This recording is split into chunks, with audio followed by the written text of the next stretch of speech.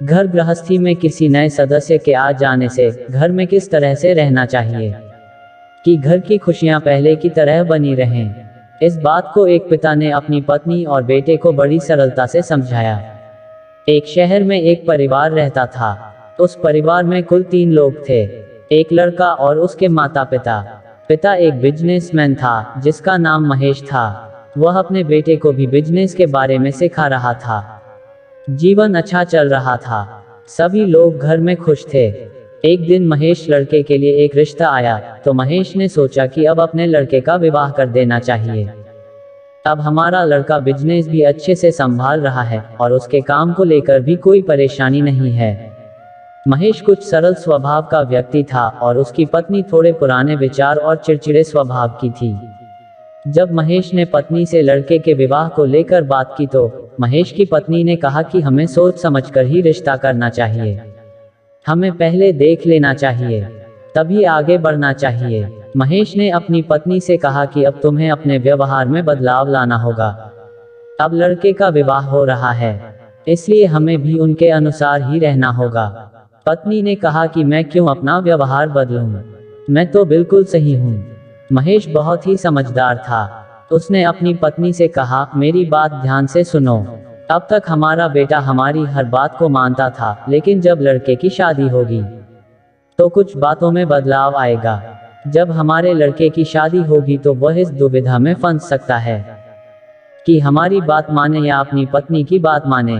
अगर वह हमारी बात मानता है तो पत्नी को बुरा लग सकता है, और अगर वह पत्नी की बात मानेगा तो तुम्हें बुरा लग सकता है।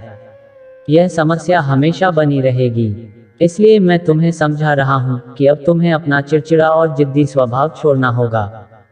अगर तुम अपने बेटे की खुशी चाहती हो तो बेटे की शादी के बाद अगर किसी कारणवश तुम्हारी कोई बात नहीं मानी जाए तो तुम्हें गुस्सा नहीं होना है। तुम्हें उस बात को नजरअंदाज करना होगा, क्योंकि अगर हम ऐसा करते हैं तो हमारा बेटा परेशान हो सकता है और उसके वैवाहिक जीवन में दिक्कत आ सकती है। कुछ दिन बाद लड़के की शादी हो गई। अगली सुबह जब बहू उठी तो महेश ने अपनी बहू से कहा कि अब यह घर तुम्हें ही चलाना होगा, सब कुछ तुम्हें ही करना होगा, यह जिम्मेदारी तुम्हारी है। यह कहकर महेश और उसका बेटा अपने ऑफिस की ओर चल दिए। महेश की पत्नी कुछ नहीं बोली। उस दिन रात का खाना बहू ने बनाया और उस खाने में नमक अधिक पड़ गया था। जब महेश और उसका बेटा अपने काम से वापस आकर खाने पर बैठे तो पहला निवाला महेश ने खाया, जिसमें उसे नमक तेज लगा, पर वह कुछ नहीं बोला और फिर बेटे ने खाना खाना शुरू किया। बेटे ने जब नमक अधिक देखा तो अपने पिताजी की ओर देखकर कहा कि आप देख रहे हैं पिताजी, कितना तेज नमक है। बेटा जैसे ही अपनी पत्नी से कुछ कहने को हुआ तो महेश ने बेटे से चुप रहने को कहा और बोला कि कुछ भी कहने की जरूरत नहीं है, चुपचाप खा लो। बेटे को कुछ भी समझ नहीं आ रहा था। महेश की पत्नी ने जब खाना खाया तो वह भी कुछ बोलने वाली थी, तो महेश ने उसे भी कुछ बोलने से मना कर दिया। जब खाना समाप्त हो गया तो सभी लोग खड़े हो गए। महेश बाहर टहलने चला गया।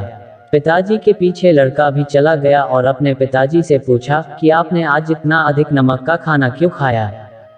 पिताजी ने कहा कि तुम्हें भी यह सोचना चाहिए कि अगर तुम सबके सामने अपनी पत्नी को बुलाकर उसके खाने में कमी निकालते तो उसे कितना बुरा लगता। हो सकता है कि जल्दबाजी में ऐसा हो गया हो, और अगर तुम्हें कुछ कहना ही है तो उसे अकेले में समझाओ, इससे उसे बुरा भी नहीं लगेगा। और बेटा, वह तुम्हारी पत्नी है, वह अपना घर छोड़कर तुम्हारे भरोसे ही तो इस घर में आई है। अगर तुम ही उसका साथ नहीं दोगे तो कौन देगा। तुम्हें अब अपनी गृहस्थी की गाड़ी देखभाल कर चलानी होगी। बेटे को पिता की बात समझ आ गई थी। आखिर में जब लड़के की पत्नी ने खाना खाया तो उसे भी पता चल गया कि खाने में नमक तेज है। तो उसने सुबह उठकर सबसे कहा कि मुझे माफ करना, रात को मैंने खाने में अधिक नमक डाल दिया था। इस पर महेश बोला कि इसमें किसी की गलती नहीं है, ऐसा तो किसी के भी साथ हो सकता है। बेटे की पत्नी के माफी मांगने के बाद महेश की पत्नी सोचने लगी कि आगे से मैं भी बहू को कुछ नहीं कहूंगी, हमेशा उसे प्यार से समझाया करूंगी। अगर शायद आज मैंने बहू को कुछ कह दिया होता तो बात बिगड़ भी सकती थी। और इसके बाद महेश की पत्नी भी अपने चिड़चिड़े स्वभाव में बदलाव लाए। आपको यह वीडियो कैसी लगी, यह कमेंट करके जरूर बताएगा। चैनल पर नए हो तो सब्सक्राइब जरूर कीजिएगा। वीडियो को लाइक और शेयर कीजिएगा। धन्यवाद।